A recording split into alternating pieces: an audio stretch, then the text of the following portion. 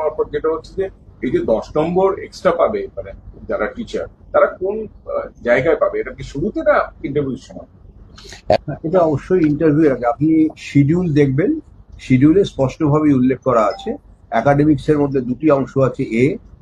তিনি স্নাতক স্তরে বা স্নাতকোত্তর স্তরে কি নম্বর পেয়েছেন, আর বি অর্থাৎ তার যে অভিজ্ঞতার যেটার কথা আপনি বলছেন, অভিজ্ঞতা কি তার জন্য একাডেমিক মার্কসের মধ্যে কিন্তু দুটো পার্ট রয়েছে। একটা হচ্ছে আপনার গ্র্যাজুয়েশন বা মাস্টার ডিগ্রি নম্বর, শুধু এটাই রাখা হয়েছে। আরেকটি হচ্ছে টিচিং এক্সপিরিয়েন্স, যেটা বি ক্যাটাগরিতে কিন্তু রয়েছে। গেজেটটা আপনারা যদি ভালো করে দেখেন, যারা ফলো করেছিলেন আপনারা নিশ্চয়ই জানেন। এবং এই গেজেটকে চ্যালেঞ্জ করে এখন অনেকেই কিন্তু কেসের পথে হাঁটতে যাচ্ছেন বা এই বিষয়টাকে চ্যালেঞ্জ করতে যাচ্ছেন, সে করতেই পারেন।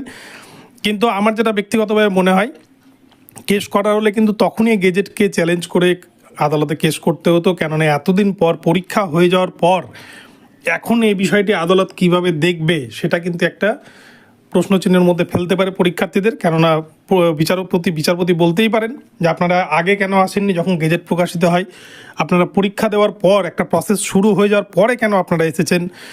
তো যাই হোক, বিষয়টি জানালাম। এটা ফ্রেশার্সদের জন্য একটা খুবই খারাপ খবর। এখানে কিন্তু ফ্রেশার্সদের মাথায় হাত এক প্রকার বলা যেতে পারে।